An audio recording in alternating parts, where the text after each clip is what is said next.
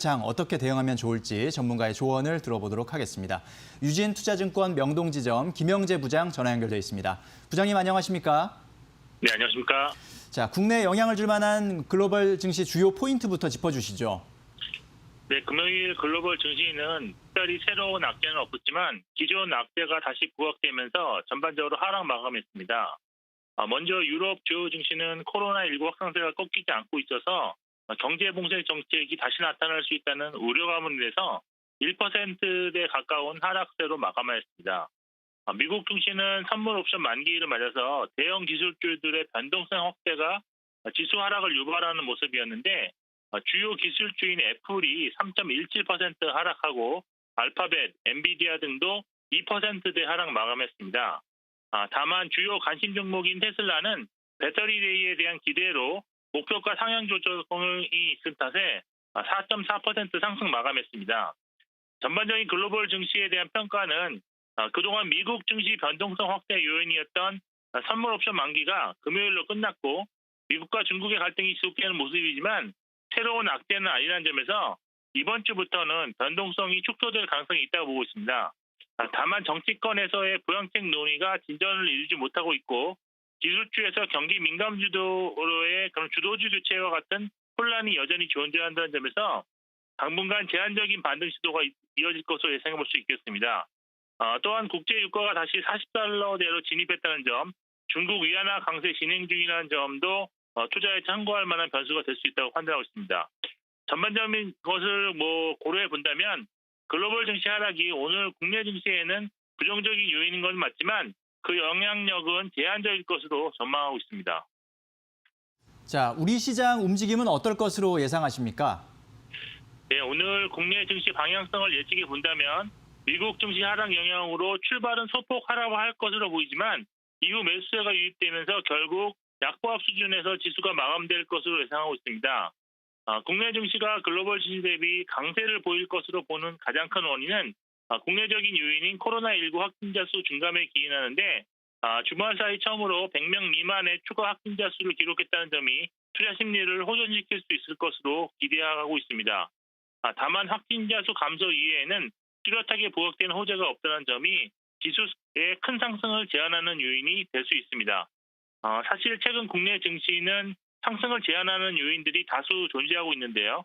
투자자들이 가장 고려하는 변수는 연말 대주주 요건 강화입니다. 현재 10억 원인 대주주 기준이 내년에는 3억 원으로 낮아지게 되는데 이 기준이 바뀌지 않는다면 4분기 중소형주 약세는 피할 수 없을 것으로 보고 있습니다. 또한 11월로 다가온 미국 대선 역시 불확실성을 키우는 변수인데 과거에도 미국 대통령 선거 이전 시장은 변동성 확대가 나타난 적이 많다는 점도 부정적입니다. 단기적으로는 미국 증시에 연동한 흐름이 나타날 수 있는데 미국 증시가 기술주 위주의 변동성 확대에 지속된다는 점도 부담입니다.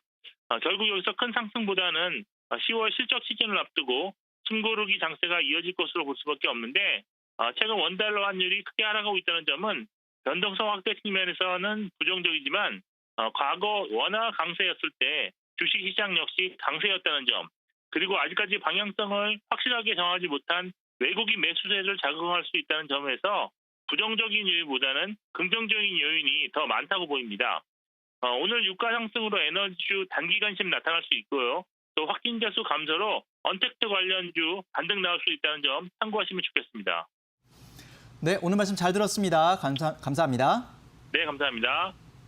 네, 김영재 부장께서도 일단 환율 변동성에 대해서 환율 하락이 변동성을 키우는 측면에서는 부정적인 요인일 수 있지만 외국인 매수세를 자극할 수 있다는 점에서 더 긍정적인 요인이 클 것으로 예상했습니다. 자, 잠시 후 업종 공략 업앤다운에서는 상승이 기대되는 업종과 하락이 예상되는 업종을 살펴보고요. 오늘의 핵심 공략주까지 짚어보도록 하겠습니다.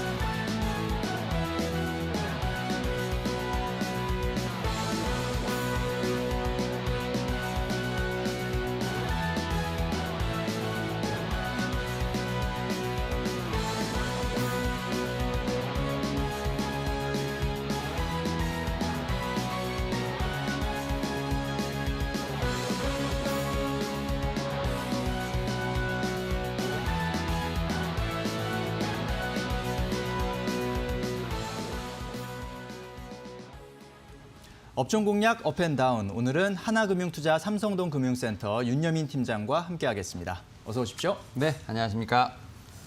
자, 먼저 오늘 상승이 기대되는 업종부터 화면으로 만나보시겠습니다.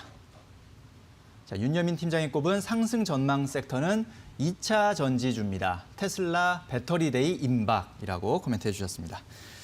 자, 이번 주에 많은 분들이 지금 기다리고 계시는 테슬라의 배터리데이가 예정돼 있는데 일단 이 배터리데이가 우리나라 2차 전지주에는 긍정적으로 작용할 것이다 이렇게 보고 계시는군요. 일단 저는 좀 긍정적으로 좀 보고 있는데 네. 일단은 이제 테슬라가 최근에 좀 주가가 좀 롤러코스터를 많이 탔죠. 그렇죠. 뭐 그만큼 이제 좀 변동성이 심한 종목이라 말씀드릴 수 있겠지만 일단 여러 투자 은행들 같은 경우는 이제 테슬라가 좀 어느 정도 서서히 좀 바꿀 만한 좀 변화를 발표할 것이다라고 좀 예상을 하고 있습니다.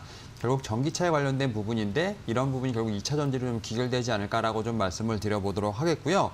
특히 이제 테슬라가 발표하는 여러 가지 이제 핵심 내용 중에 2차 전지 내용 꼭 포함되어 있을 것으로 판단이 되고 있는데 일단 뭐 테슬라 같은 경우 2차 전지의 내재화를 좀 어느 정도 지금 계획을 하고 있는 것으로 나타나고 있는데 이러한 부분들이 자칫 이제 얼핏 보기에는 우리나라의 2차 전지의 어떤 회사들의 입지가 좀 좁아지는 게 아닌가라는 어떤 그런 우려가 좀 나오고 있는 상황이라고 말씀드릴 수 있을 것 같고요. 또 최근에 좀 상당히 좀 어떻게 보면 이벤트가 있었죠. LG화학 같은 경우는 물적 분할에 대한 이제 발표가 나면서 사실 개인 투자자분들의 투매가 좀 나왔습니다. 이틀 동안 거의 뭐 한 12% 가까이 좀 주가가 빠졌는데요. 이때 이제 뭐 개인 투자자들의 순매도가 1,500억 정도 가까이 된 것으로 알고 있는데요. 사실 이 두 이벤트 모두 제가 볼 때 장기적으로 봤을 땐 좀 긍정적인 신호가 되지 않을까라고 좀 말씀을 드려보도록 하겠습니다. 일단 뭐 테슬라 같은 경우 이제 배터리 양산에 대한 부분을 발표를 한다 하더라도 어떻게 보면 양질의 배터리를 어떻게 보면 바로 이제 어떻게 보면 확보하기 좀 힘들 것으로 판단이 되고 있습니다. 물론 이제 어떻게 보면 이제 배터리 데이에서 어떻게 보면 계획이라든지 그런 걸 발표하게 되면 전기차에 대한 관련된 기술이 좀 많이 발전이 되고요. 이에 따라서 좀 타임라인이 좀 앞당겨질 수 있는 상황이 있습니다. 이에 따라서 전기차가 좀 더 빠르게 양산될 수 있고요. 배터리 또한 기술이 빨리 발전될 수 있기 때문에 제 생각에 장기적으로 봤을 때 2차 전지 업체는 좀 호재가 되지 않을까라고 좀 말씀을 드려보도록 하겠고요. 특히 이제 LG화학 같은 경우는 좀 물적 분할을 좀 하게 된 이유가 사실은 어떻게 보면 투자를 좀 많이 해야 되는 상황입니다. 이제 2차 전지 라인을 깔기 위해선 뭐 한 해에 뭐 한 3조에서 4조 정도 좀 들어가고 있는데 특히 이제 배터리 같은 경우는 LG 배터리 사업부 같은 경우는 이제 겨우 영업이익이 1,500억이기 때문에 어쩔 수 없는 상황이라 이렇게 말씀을 드릴 수 있을 것 같고요. 일단 분명히 장기적으로 봤을 때 이 LG 에너지 솔루션 같은 경우는 분명히 상장하게 되면 좀 상당히 투자를 많이 받을 것으로 판단되고 있고요. 지금 뭐 잔고 수주가 뭐 상당히 많은 걸로 알고 있습니다. 뭐 150조가 넘어가는 걸로 알고 있기 때문에 이런 물량을 소화하려면 어쩔 수 없는 선택이었다. 하지만 결국 기업의 가치는 제대로 인정받을 것으로 판단이 되고 있습니다. 결국 이렇게 말씀드릴 수 있는 이유는 지금 전기차 시장이 2025년까지 뭐 현재 시점 봤을 때 2020년에 비해 5배 이상 크고요. 또 이에 따라 2차 전지 같은 경우도 같이 클 수 있는 상황이기 때문에 결국은 충분한 모멘텀과 실적이 있는 상황입니다. 여기서 좀 어떻게 보면 지나가는 이벤트라고 말씀을 드릴 수 있을 것 같고요. 이러한 부분들을 위해서 오늘 좀 상승하지 않을까 좀 말씀드려보도록 하겠습니다. 네. 자, 테슬라 배터리데이 현지 시간으로 22일 날 예정이 돼 있고요. 우리 시간으로는 수요일 오후 혹은 목요일 날 확인이 될 것 같은데요. 일단은 예상되는 부분이 2차 전지를 포함하는 그런 내용들이 예상이 되고 있습니다. 테슬라가 2차 전지를 내재화하는 그런 내용들이 포함될 것으로 예상이 되고 있는데 이런 것들이 일각에서는 우리나라 2차 전지 업체들의 입지가 좁아지는 것은 아니냐 이런 우려가 나오고 있지만 일단 장기적으로 2차 전지 섹터에 호재가 될 것이라는 그런 의견이셨고요. 또 LG화학이 배터리 사업부를 분사함으로써 더 강력한 투자 의지를 보여준다는 점 이런 점들을 또 우리가 잘 해석을 해야 되겠다라고 말씀해 주셨습니다. 자, 이번에는 피해야 할 섹터는 어떤 업종인지 지금 바로 화면으로 만나보시겠습니다. 자, 윤여민 팀장이 꼽은 피해야 할 섹터는 남북 경협주입니다. 9.19 선언 2주년 멈춰선 남북 관계라고 코멘트해 주셨습니다. 자, 9.19 평양 공동선언이 이제 2주년을 맞았는데 사실 남북 관계는 여전히 경색 국면 이어가고 있는 상황이죠. 예, 일단 최근에 조금 움직이기는 좀 했습니다. 네. 일단 뭐 두 분의 어떤 이름이 좀 거론이 됐는데 일단 미국의 마이크 이제 폼페이오 이제 미국 국무장관이 좀 폭스 뉴스와 전화 인터뷰를 좀 했었습니다. 뭐 우리는 이제 인도적 차원에서 미국 어떤 북한의 어떤 일련의 행동들에 대해서 지금 어느 정도 좀 지원을 할 것이다. 지금 상당히 북한 같은 경우는 어려움을 겪고 있는 부분이 있기 때문에 뭐 홍수라든지 코로나19로 지금 보이진 않고 있지만 상당히 힘든 국면을 맞이하고 있는 상황입니다. 이에 따라서 미국 같은 경우는 인도적 차원에서 지원 의사를 좀 밝힌 부분이 있습니다. 그리고 이제 지난주에 어떤 이인영 통일부 장관께서 지금 JSA 방문을 해서 약식 이제 기자회견을 좀 가졌는데 일단은 뭐 9.19 이제 평양 공동 선언 2주년을 앞두고 좀 북측도 어느 정도 노력을 하고 있다라고 어느 정도 이제 좀 기자회견을 좀 했는데요. 이렇게 어떤 사람의 어떤 두 분의 어떤 기자회견이나 어떤 인터뷰를 통해서 좀 어느 정도 남북 경협지가 움직이긴 했습니다. 하지만 그럼에도 불구하고 이제 북한 같은 경우는 좀 2주년을 좀 맞이한 한 부분이 있겠지만 여전히 좀 대남 무시를 좀 하고 있는 상황입니다. 뭐 최근에 앞서 말씀드린 것처럼 이제 홍수에 대한 뭐 복구라든지 코로나19 같은 어떤 감염병 방역에 좀 최선을 다하고 있는 상황이기 때문에 제 생각에는 뭐 이런 대남에 대한 메시지를 좀 보낼 여유가 없다 이렇게 좀 판단이 되고 있고요. 사실 이러한 부분들을 위해서 지금 남과 북의 어떤 활발한 어떤 대화라든지 교류가 좀 이루어지지 않고 있다라고 좀 말씀드려볼 수 있을 것 같습니다. 물론 이제 문재인 대통령이 이제 오늘 23일 유엔 총회 연설에서 지금 북한의 대북 메시지를 다시 한번 전달할 것으로 보이고 있는 부분이 있습니다. 이에 따라서 어떤 방식으로 다시 한번 이제 남북 관계의 구심력을 되살릴지에 대한 부분이 좀 기대가 되고 있는 부분이 있는데요.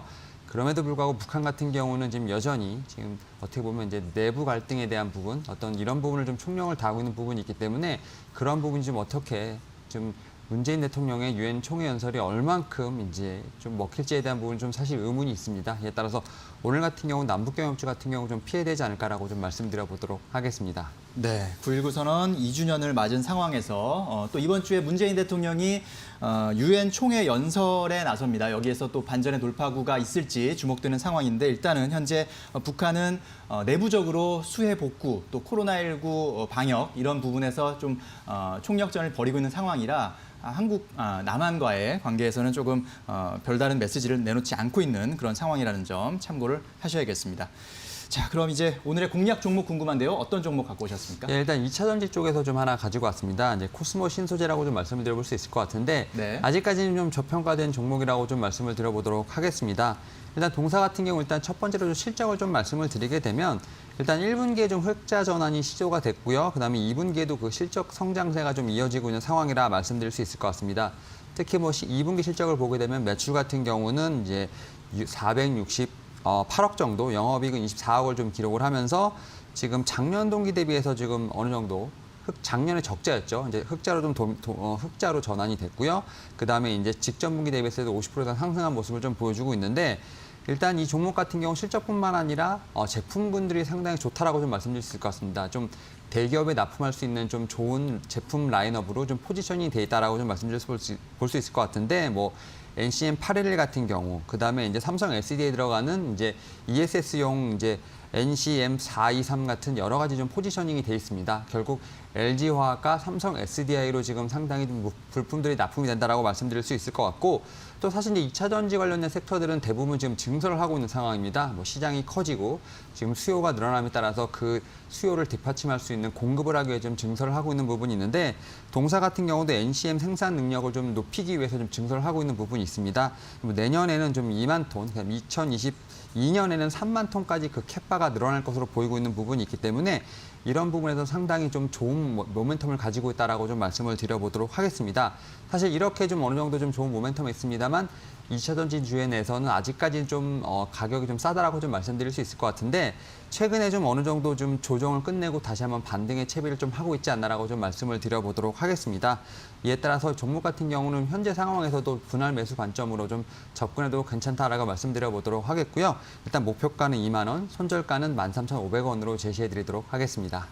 네, 자 2차 전지라는 대표 성장 섹터 중에서 저평가된 종목인 코스모 신소재를 오늘의 공략 종목으로 소개해 주셨습니다. 자, 상승 예상 업종은 2차 전지주 그리고 하락 예상 업종은 남북 경협 섹터 꼽아주셨고요.